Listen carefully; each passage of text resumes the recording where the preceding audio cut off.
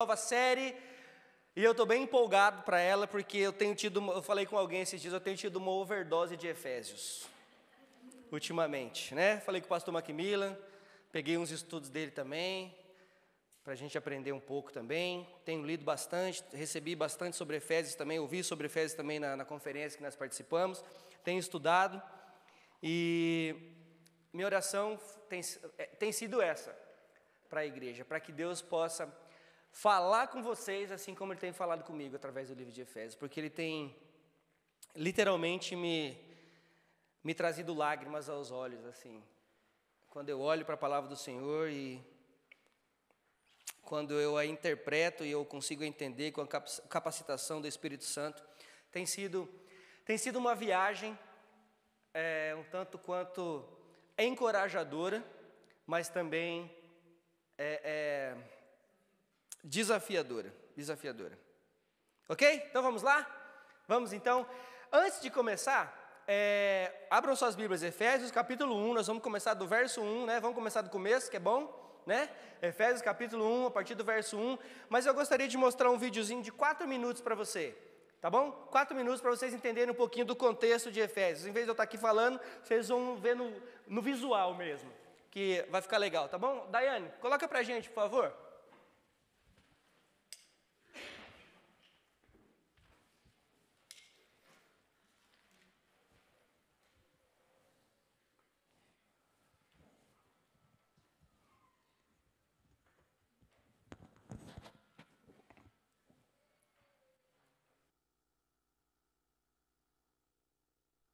A carta de Paulo aos Efésios. A história como Paulo chegou à cidade de Éfeso é muito interessante. Você pode ler sobre isso em Atos capítulo 19. Éfeso era uma cidade enorme. Era o epicentro de adoração da maioria dos deuses gregos e romanos. E durante mais de 2 anos, Paulo teve uma presença missionária realmente eficaz lá e muitas pessoas se tornaram seguidoras de Jesus. Anos depois, após ser preso pelos romanos, Paulo escreveu essa carta. O movimento do pensamento dessa carta divide-a em 2 metades realmente claras. Na primeira metade, Paulo explora a história do Evangelho, como toda a história alcançou seu clímax em Jesus e na criação desta comunidade multiétnica de seus seguidores. A segunda metade da carta está ligada à primeira através da palavra portanto. E aqui Paulo explora como a história do Evangelho deve afetar a forma como vivemos cada parte da nossa história de vida, pessoalmente, em nossos bairros e comunidades e em nossas famílias. Então, vamos nos aprofundar e ver como Paulo desenvolve tudo isso. O capítulo 1 começa com um belo poema em estilo judaico, onde Paulo louva a Deus, o Pai, pelas coisas surpreendentes que fez em Jesus Cristo. Desde a eternidade passada, o Pai teve como propósito escolher e abençoar um povo da aliança.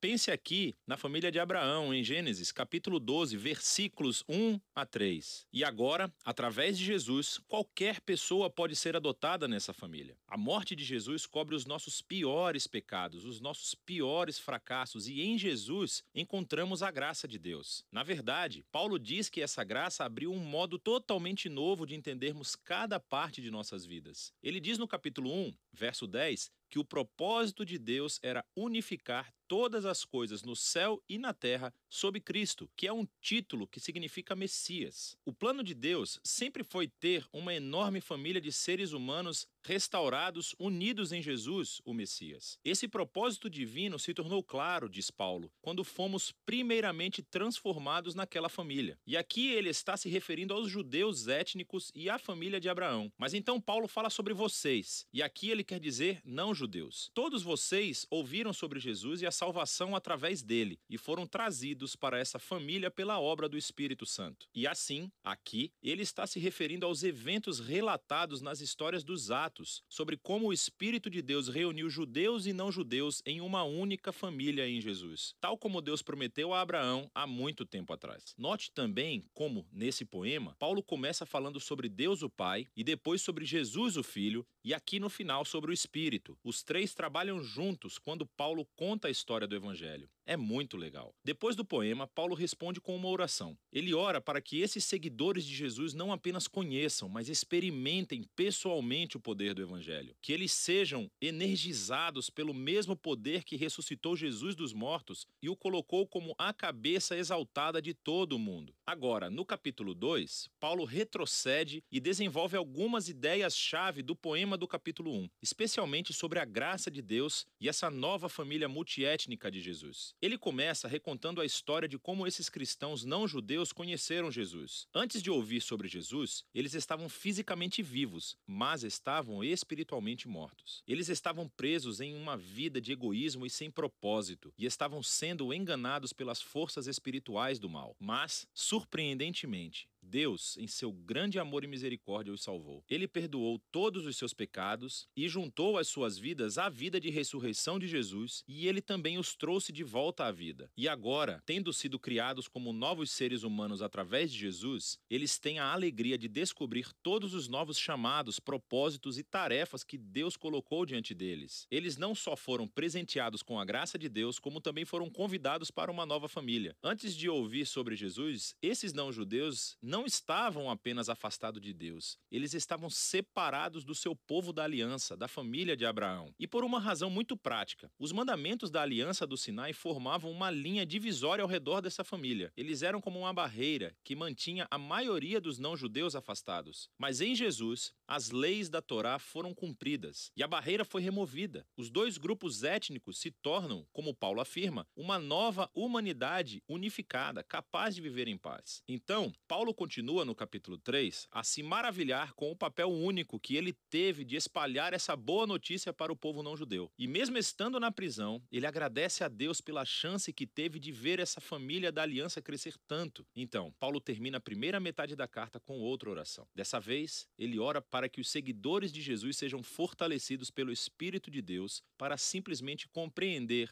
e entender o amor que Cristo tem pelo seu povo. A segunda metade. Vamos abençoar uns aos outros com a graça do Senhor Jesus Cristo? Não precisa, né? Mas o Milton não precisa de pregação, né? Muito bom, né? Esse vídeo faz parte de um projeto que chama Bible Project. Eles têm várias línguas, praticamente todos os livros do Novo Testamento, não vi ainda do Antigo Testamento, mas do Novo Testamento, eles fazem um apanhado geral, assim, muito, muito, muito bom. Depois vocês vão ver a segunda metade. Ok? Então vamos lá. Efésios capítulo 1, a partir do verso 1. Efésios capítulo 1, a partir do verso 1.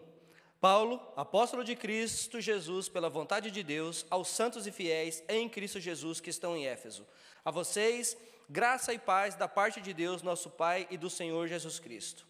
Bendito seja Deus e Pai de nosso Senhor Jesus Cristo, que nos abençoou com todas as bênçãos espirituais nas regiões celestiais em Cristo, porque Deus nos escolheu nele antes da criação do mundo para sermos santos e irrepreensíveis em sua presença.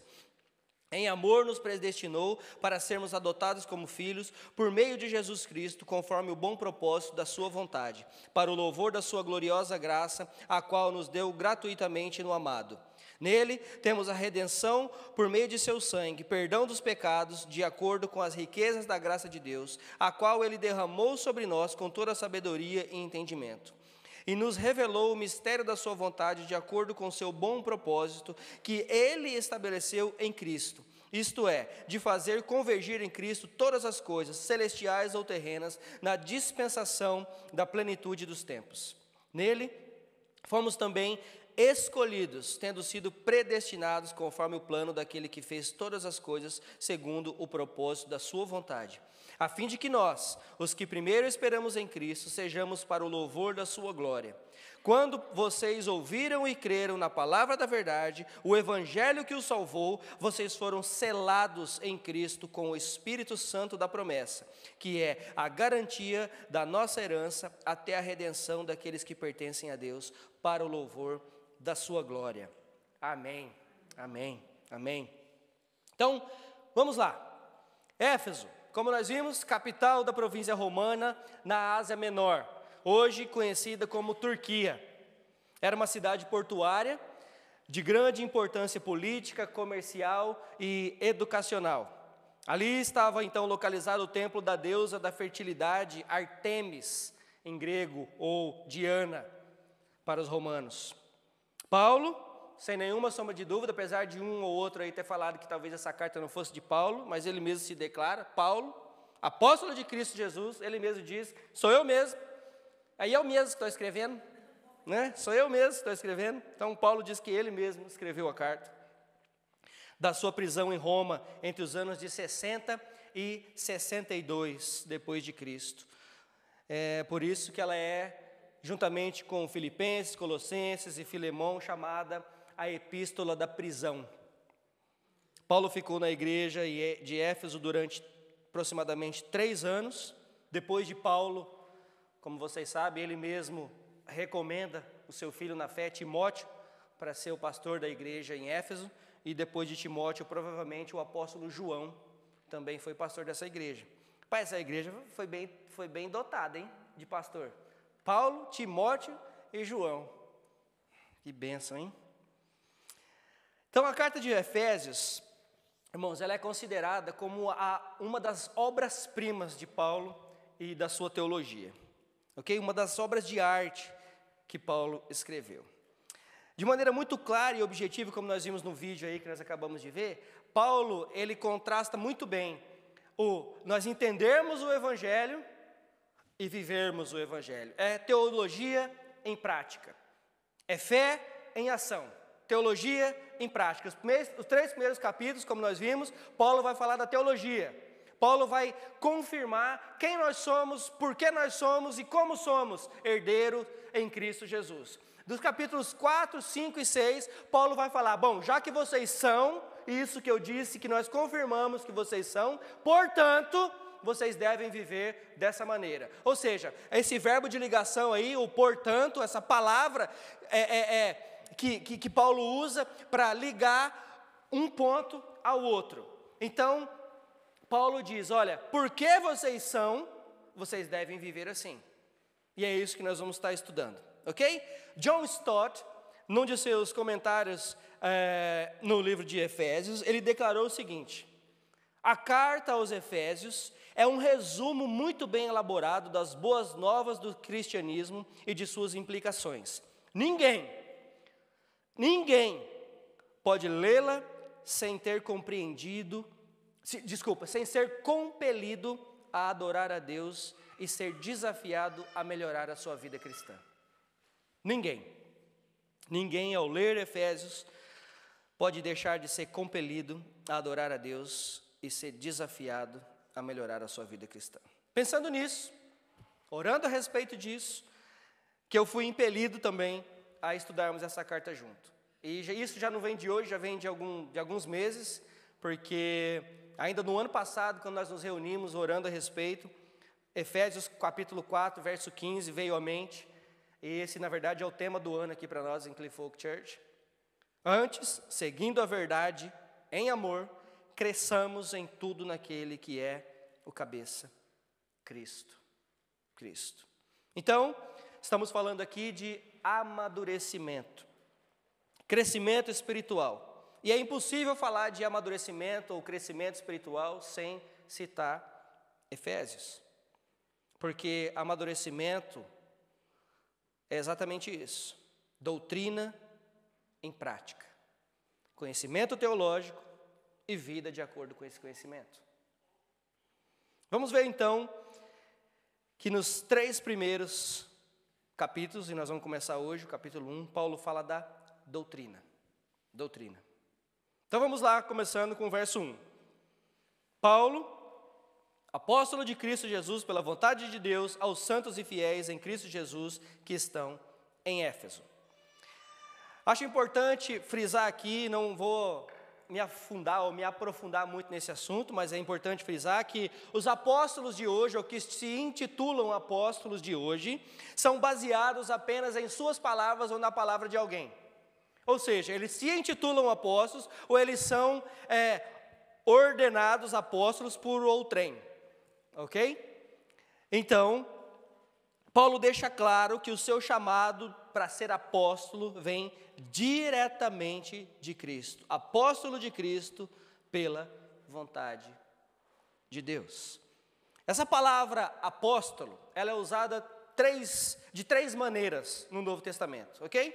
no Novo Testamento, ela é usada no sentido de mensageiro, aquele que leva a palavra, ok? E é essa uma das desculpas usadas para o apostolado hoje.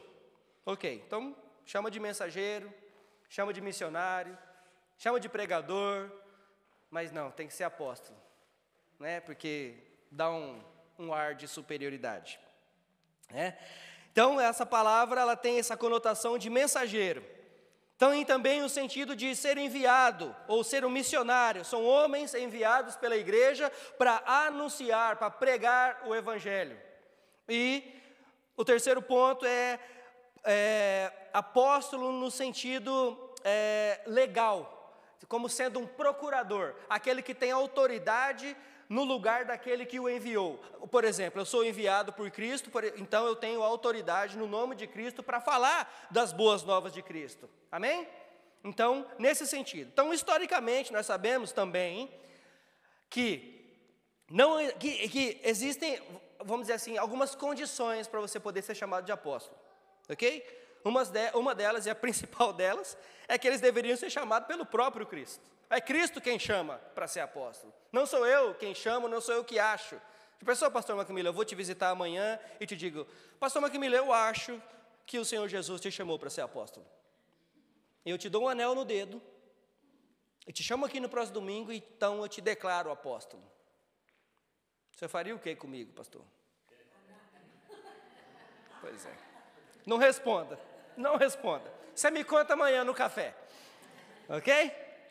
Então, biblicamente falando, para ser apóstolo tem que duas coisas essenciais: ser chamado pelo Senhor Jesus Cristo ou ter visto o Senhor Jesus Cristo ressurreto, ok? Então, biblicamente falando, ninguém é apóstolo de si mesmo. E biblicamente falando, não existem apóstolos hoje, não no sentido bíblico. Ponto final. Agora, a quem Paulo está escrevendo? Para quem que Paulo está escrevendo? Aos santos e fiéis. Veja, ele não está escrevendo para a cidade de Éfeso. Ele nem sequer está escrevendo para toda a igreja de Éfeso. Ele está escrevendo para os santos e fiéis que estão na igreja de Éfeso. Porque, como nós sabemos, muita gente está dentro da igreja, mas não é santo e nem fiel, e nem convertido. Tem muita gente que está dentro da igreja convencido de alguma coisa, menos que é pecador e que Jesus Cristo é o Senhor. Então Paulo está escrevendo para os santos e fiéis. A carta não é endereçada a todos, mas aos santos. Santos não são pessoas mortas. Não são pessoas mortas que são consideradas melhores que outras porque fizeram o bem em algum momento da vida. Essas pessoas não são santas. Ou aquelas que não pecam. Aliás, se você encontrar alguém que não peca, você me avisa. Que eu não vou chegar nem perto para não correr o risco dela pecar, porque eu vou falar na cara dela que ela é pecadora. Santos são pessoas como eu e você. Como eu e você, que são chamados, separados por Deus, para viver uma vida diferente da que o mundo vive. Isso é ser santo. Separados por Deus. Vocês agora são meus. Vocês vivem aqui nesse mundo, mas vocês não fazem mais parte desse mundo, porque agora vocês são chamados para ser sal e luz, para fazer a diferença. Isso é ser santo. Chamados para fora do mundo. O Senhor mesmo declarou isso em João capítulo 17, 14. Eu lhes tenho dado a tua palavra e o mundo os odiou, porque eles não são do mundo, como eu também não sou. Nós não somos desse mundo, nós somos alienígenas. A gente é tudo esquisito. Crente é esquisito. Se você não é esquisito, você não é crente. A gente tem que ser esquisito. A gente é mau também. A gente é esquisito. Crente alienígena, é isso aí mesmo. É assim que eles falam. Vocês são esquisitos, vocês são estranhos. Vocês são estranhos. E fiéis são aqueles que creem realmente em Cristo Jesus. Não sai por aí achando que você é chamado de santo e fiel porque você é melhor que alguém. Nós não somos. É tudo pela graça de Deus. Tudo é pela graça de Deus. Nós continuamos pobres, fracos e totalmente dependentes da graça de Deus nas nossas vidas. Mas cuidado. Isso também não é motivo para sair por aí pecando e fazendo o que você quer. Isso não é motivo para isso. Teologia e prática. Lembra? Teologia e prática. Paulo termina então sua saudação aqui dizendo exatamente isso. Graça e paz da parte de Deus e do Senhor Jesus Cristo. A graça de Deus, meus irmãos, é justamente a causa da nossa salvação. A graça de Deus, ela é a causa da nossa salvação. E a paz de Deus é o resultado dela. A paz de Deus e a paz com Deus é o resultado da nossa salvação. Porque nós somos, de novo, aceitos por Deus. Então nós temos paz com Ele e temos a paz dEle nas nossas vidas. Então, é pela graça que nós somos salvos. Para quê? Para que possamos mais uma vez ter acesso, chegar perto do Pai. Para a honra e glória dEle mesmo. É tudo pela graça. O pastor e amigo que algum de vocês conhece, pastor Wilson Porte Jr., que já esteve aqui nessa igreja, ele escreveu um livro baseado em Efésios, que o título do livro é Unidos pela Cruz, que diz o seguinte: ninguém, absolutamente ninguém que tenha conhecido a graça de Deus é capaz de dizer que nunca foi amado por ninguém. Quem experimenta a graça de Deus não encontra motivo para dizer que não sabe o que é ser amado, ainda que não tenha desfrutado do amor de seu cônjuge, dos seus pais, de filhos ou familiares. O amor de Deus derramado no coração de qualquer ser humano faz com que ele se sinta a pessoa mais amada de todos os tempos. Glórias a Deus por isso. Então não sai por aí, ninguém me ama, ninguém me quer. Não é assim. Somos então lembrados de 3 coisas importantíssimas, só nesses 2 versículos aqui. Paulo nos lembra primeiro de quem somos em Cristo, santos e fiéis. Paulo menciona os efeitos de sermos santos e fiéis, pela graça dele, e por causa disso temos paz com o nosso Deus. E aí ele parte então para o verso 3. Bendito seja o Deus e Pai de nosso Senhor Jesus Cristo, que nos abençoou com todas as bênçãos espirituais nas regiões celestiais em Cristo Jesus. Bendito, bendito nos leva a uma conotação de adoração. Adoração é uma das mais belas maneiras de nós, como crentes, demonstrarmos que somos unidos em Cristo. É uma das mais belas maneiras, como estamos juntos, adorando ao único Deus. Não tem coisa mais bela que isso. Porque o louvor só pertence a Ele, somente a Ele, só Ele é digno de louvor.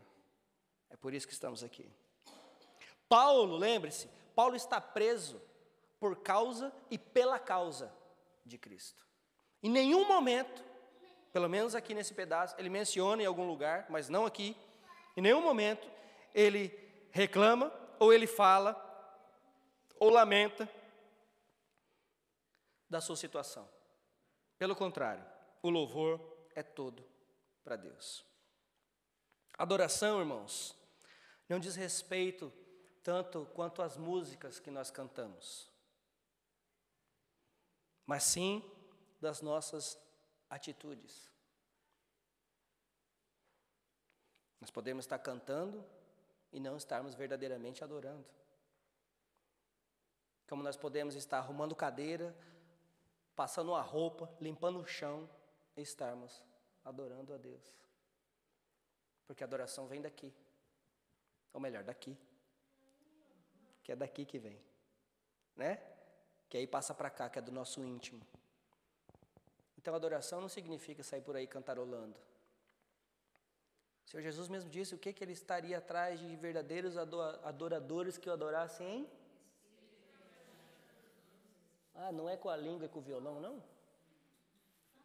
Também, mas em espírito e em verdade. Bendito, bendito, bendito é falar bem. Bendito é reconhecer que aquele que está fazendo algo por você é maravilhoso. Maravilhoso. Adoramos a Deus quando reconhecemos o bem que Ele nos tem feito. Deus tem feito bem para você? Deus tem feito bem para você? O tempo todo. E não somente isso, quando nós reconhecemos também os seus atributos. A Ele pertence toda a honra e toda a glória. Ele sabe todas as coisas, está em todos os lugares. Ele é Deus Pai, Deus Filho, Deus Espírito. Bendito. Esse texto, essa porção do texto que nós lemos, dos versos 1 a 14, Paulo diz que somos abençoados com todas as bênçãos. Todas, sem exceção, todas. Verso 1, ele diz que os crentes são fiéis em Cristo. Escolhidos nele, verso 4. Recebem a graça nele, verso 6. Têm a redenção nele, verso 7. São feitos herança nele, verso 11. E são selados nele, verso 13. Todas as coisas estão e são para ele.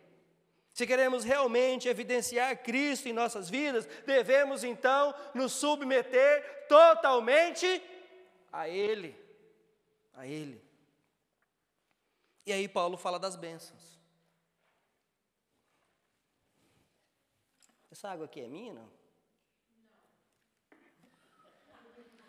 Tá babada, é sua? É? Não pode beber. Eu, hein? Todo mundo babando, deixa quieto. Todo mundo babando.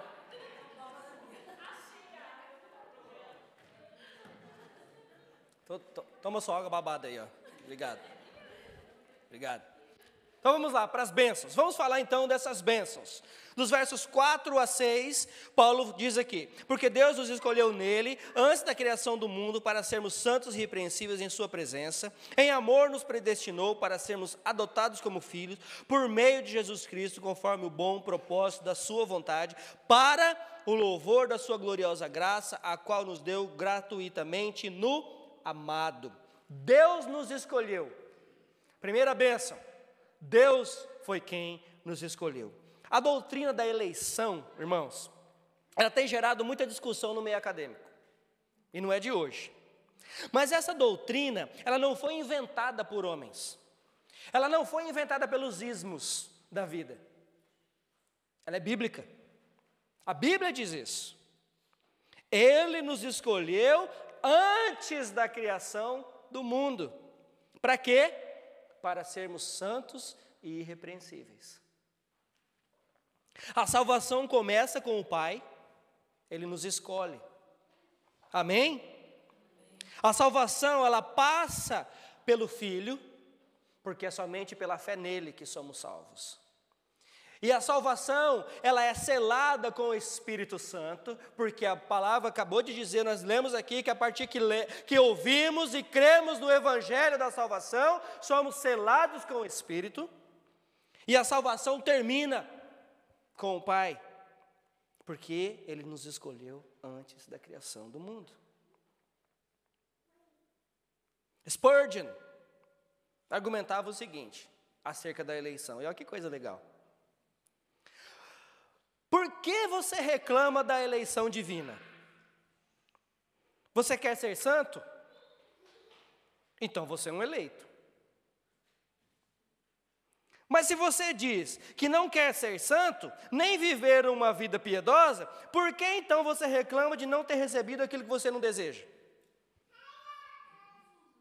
Faz sentido. Por que você reclama que você não é eleito se você não quer ser santo? Então por que você reclama de uma coisa que você não quer? É exatamente isso.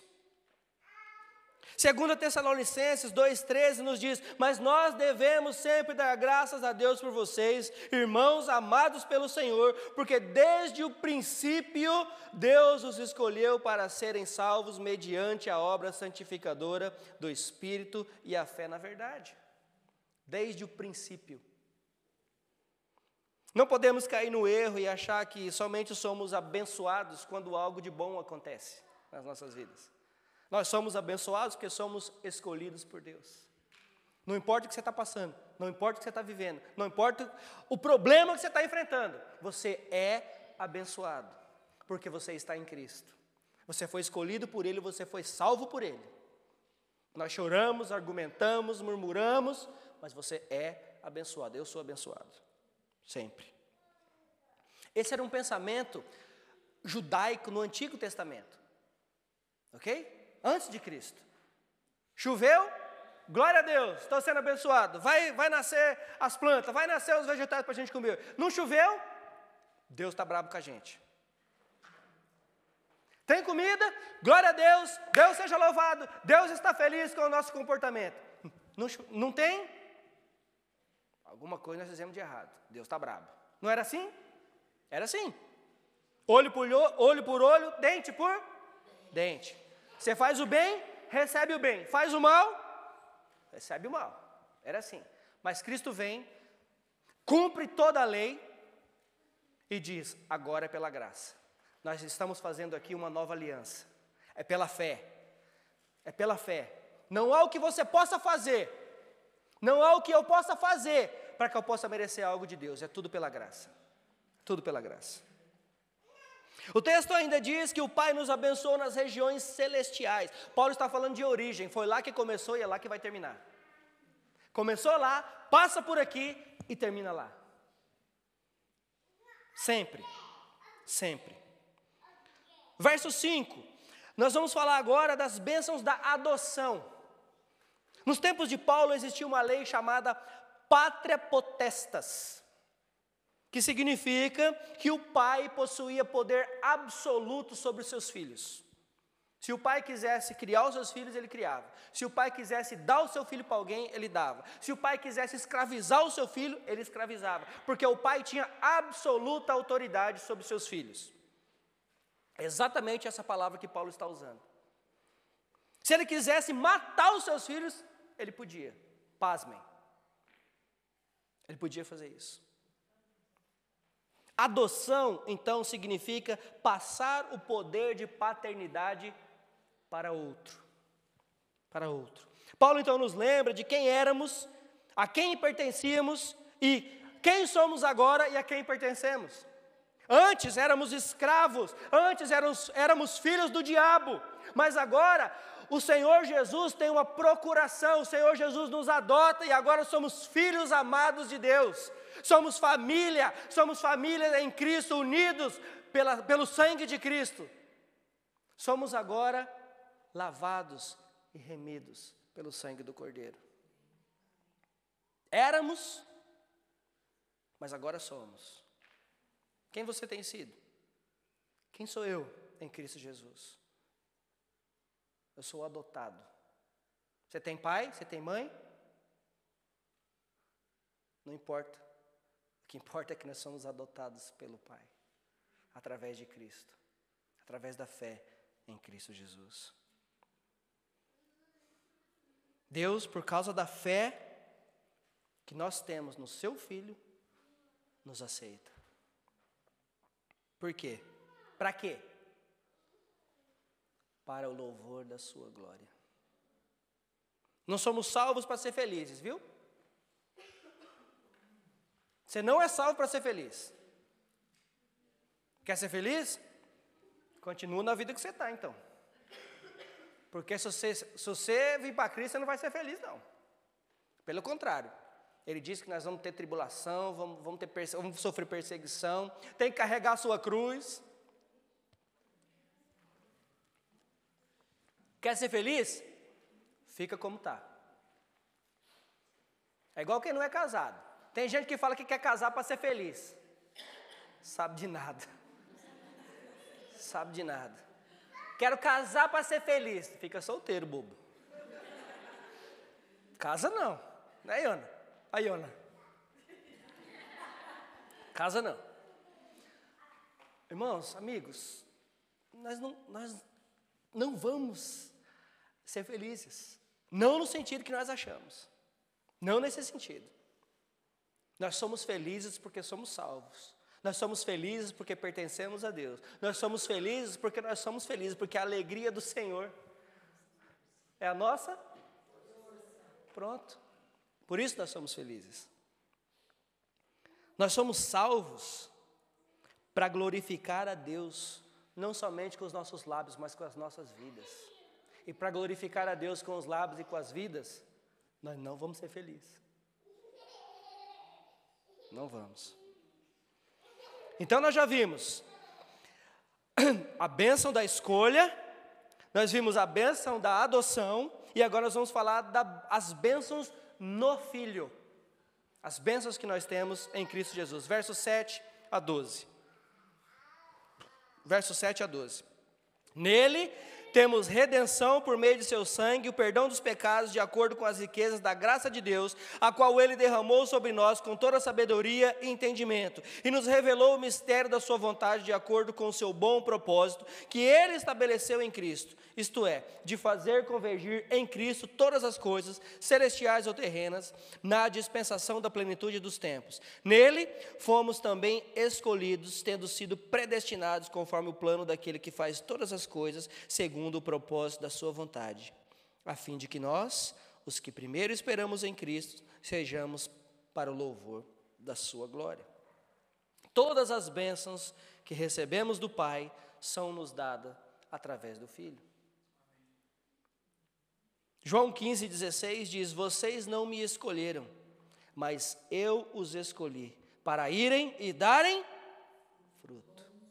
Fruto que permaneça, a fim de que o Pai conceda a vocês o que pedirem em meu nome. É tudo através do Filho. Tudo através do Filho. Redenção. Vamos falar de redenção. Apolitroses é a palavra. Significa literalmente resgate de um prisioneiro, resgate de um escravo. Pagar o preço por um escravo. Pagar o preço por um prisioneiro. Imagine que você foi condenado à morte. Não tem perdão para você. E alguém chega e diz: eu pago o preço. Eu pago o preço. E o seu algoz diz: mas não tem preço.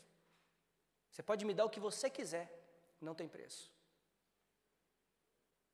E aí você vira e fala: não, é a minha vida pela dele. É a minha vida pela dele.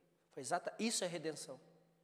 Foi exatamente isso que Cristo fez. Nós, em nossos pecados, condenados à morte. Mas Ele se fez pecado. Ele nos redimiu. Ele é o nosso Redentor. Ele é o nosso Redentor. Ele pagou o preço. Ele se entregou na cruz. Veja, Ele não foi colocado na cruz. Ele se entregou na cruz. Os judeus, os mestres da lei, os fariseus, eles foram apenas instrumentos de Deus, para que eu e você pudéssemos entender o perdão dos pecados. Isso é redenção. Mas nós não podemos esquecer o preço dessa compra jamais, porque parece que muitas vezes, como dizem os ingleses, we take it for granted. Nós achamos que está tudo beleza, está tudo bem. Esse preço foi alto. Foi pago com sangue. Estamos, portanto, livres da lei, da escravidão do pecado, do mundo e das amarras de Satanás. Estamos livres. Somos livres por causa da cruz de Cristo. Outra bênção em Cristo. Perdão dos pecados. Ao morrer na cruz, Cristo pegou para Ele os nossos pecados. Ele levou os nossos pecados com Ele. Ele os retirou de nós. Ele removeu a culpa.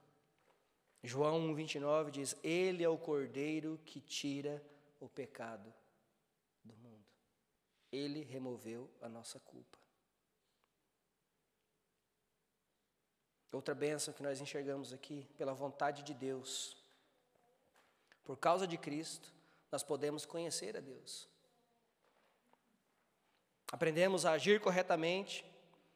Por causa da iluminação do Espírito Santo, podemos abrir, aprender, seguir o nosso manual de fé e prática. Está aqui. Tudo que você quiser saber. como lidar, como fazer, como falar, como orar, como agir, como reagir, está aqui. Pare de ficar pagando curso de coaching na internet, para saber o que fazer de sua vida.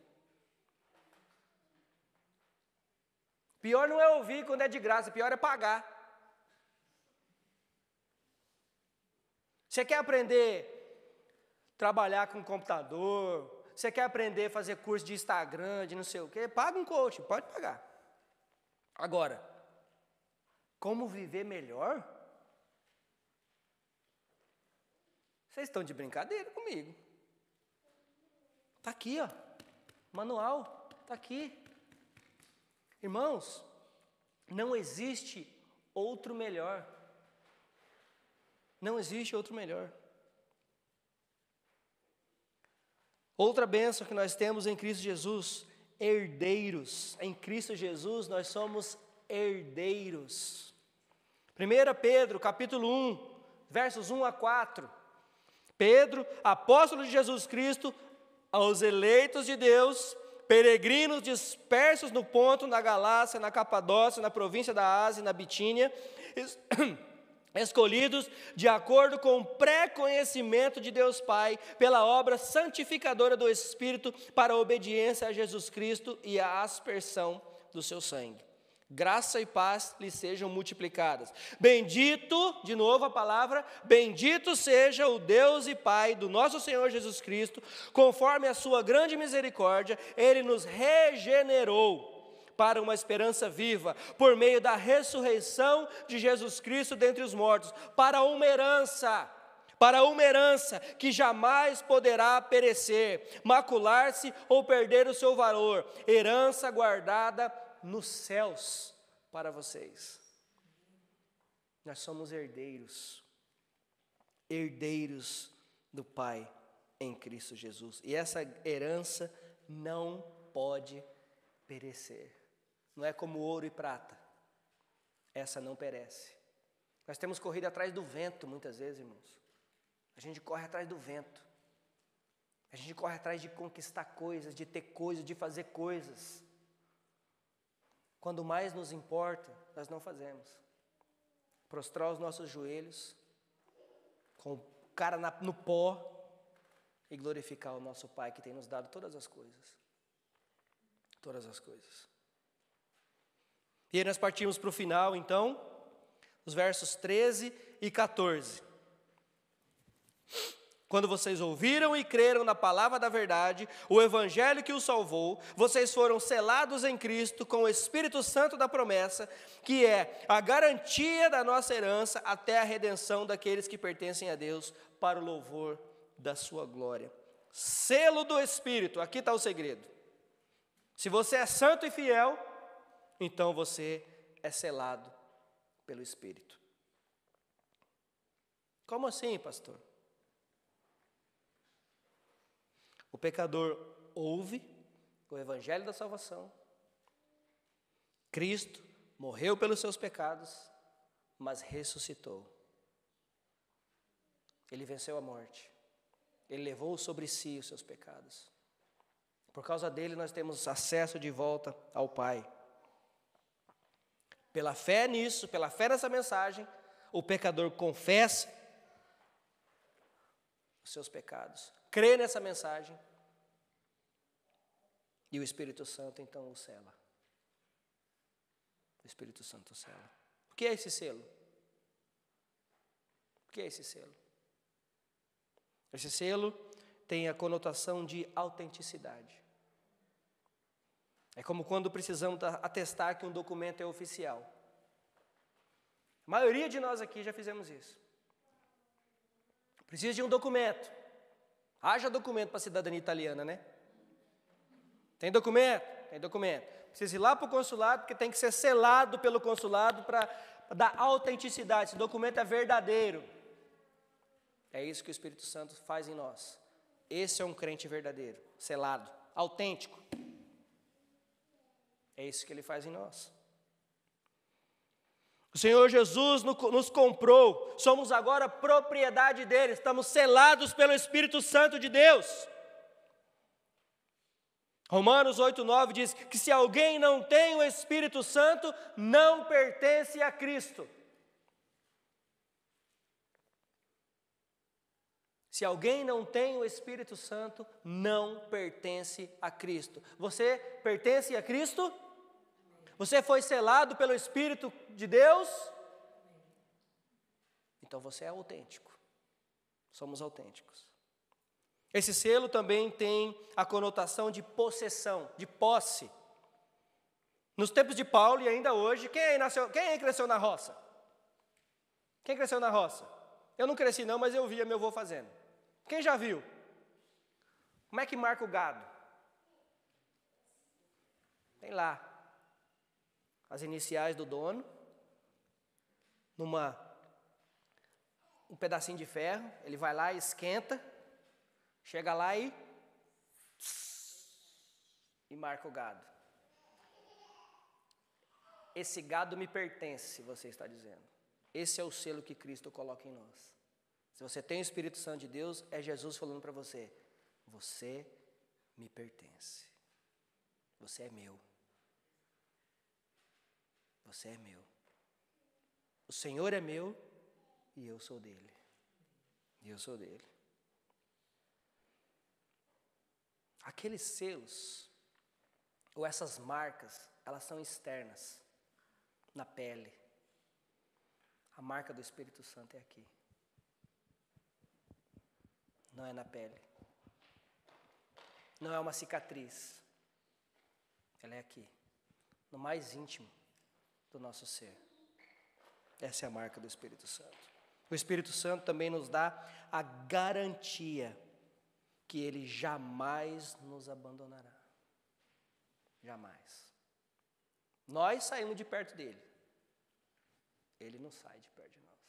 Ai, eu estou sentindo Deus tão distante. Alguns dizem. E aí a gente responde: toma vergonha na sua cara então e volta para Deus, porque Ele está no mesmo lugar.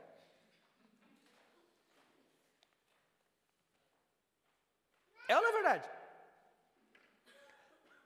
Deus não tem me abençoado.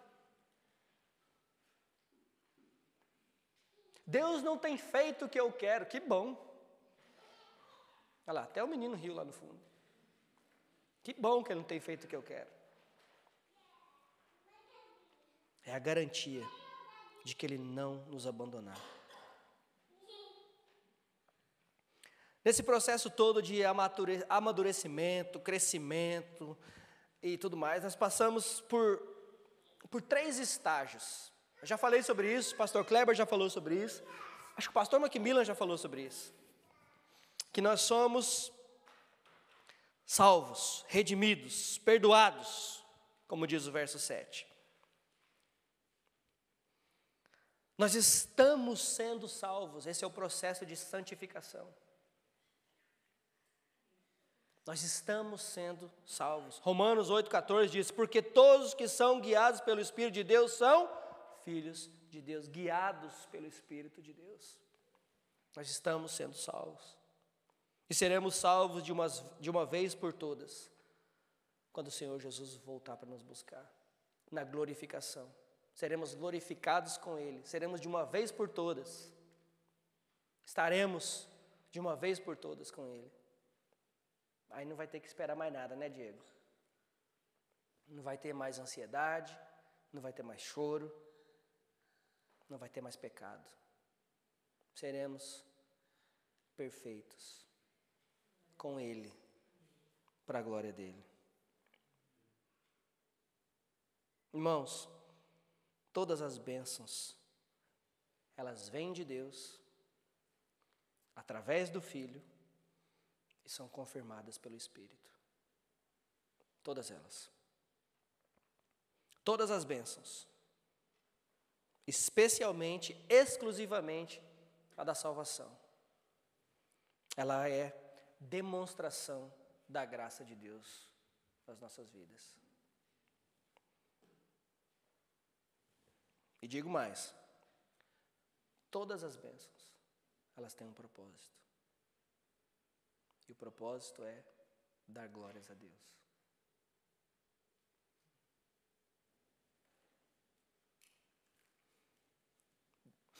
Deus não quer que você seja feliz, sabia? Deus quer que você seja crente. Sendo crente, você vai ser feliz. Pode ter certeza disso. Porque as lutas vão vir, as tempestades vão te assolar, e você, com aquela paz que excede todo o entendimento, vai virar e falar: glórias ao Senhor. Você vai se sentir fraco, você vai se sentir abatido, triste, mas você vai olhar para o alto e dizer: é de lá que vem o meu socorro. Você vai se sentir rejeitado, você vai se sentir injustiçado, você vai se sentir perdido, mas aí você se lembra do Senhor Jesus com os braços abertos naquela cruz, dizendo: eu estou morrendo por você. Você é meu e eu sou seu. Eu paguei o preço. Por causa de mim, não o pastor Leandro, por causa de mim, Cristo, você foi regenerado, você foi perdoado, você foi adotado, você é herdeiro de todas as coisas que o Pai tem. Irmãos, que possamos ter isso em mente. Que possamos ter isso em mente. Eu quero repetir, para terminar, as palavras do pastor Wilson Porte Júnior, que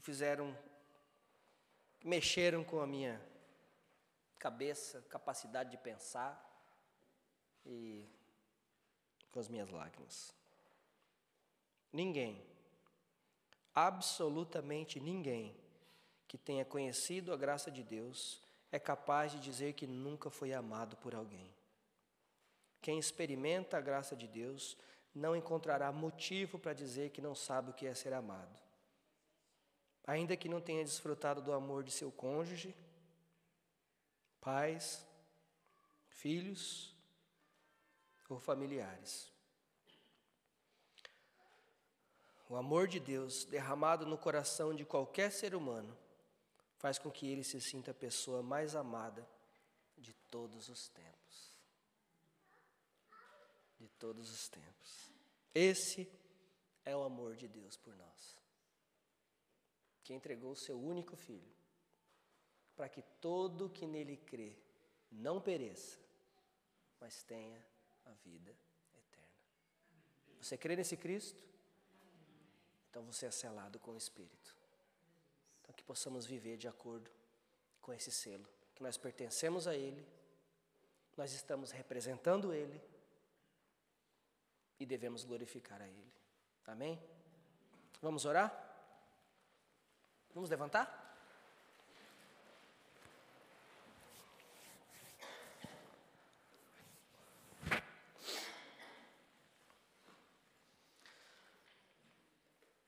Senhor Deus, quão maravilhoso é o Senhor.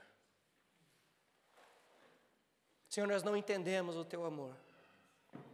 Muitas vezes não entendemos como foi possível o Senhor se entregar por nós.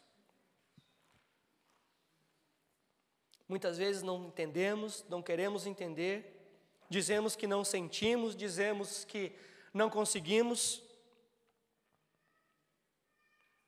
Mas, Senhor, foi tudo pela Tua graça. Foi tudo pela Tua misericórdia. Pai, em nome de Jesus, que se alguém aqui essa noite, ou que está nos ouvindo, ainda tem dúvida dessa graça, que o Senhor se revele a essa pessoa em nome de Jesus. Que a Tua graça o alcance, que Teu Espírito Santo o cele, e que ele possa se sentir, ele ou ela, possa se sentir um herdeiro do Senhor, comprado pelo sangue de Cristo, perdoado. Pai, em nome de Jesus, nós queremos Te agradecer pelas bênçãos que temos em Cristo Jesus. Obrigado pelo Teu Filho, obrigado pela cruz. Obrigado pelo sangue derramado.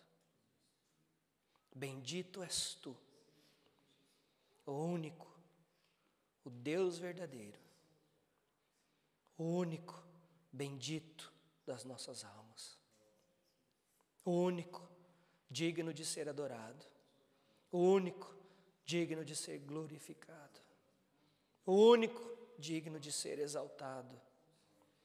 A ti, toda honra, todo louvor, toda glória, hoje e para sempre. Amém. Amém. Amém, Senhor Deus.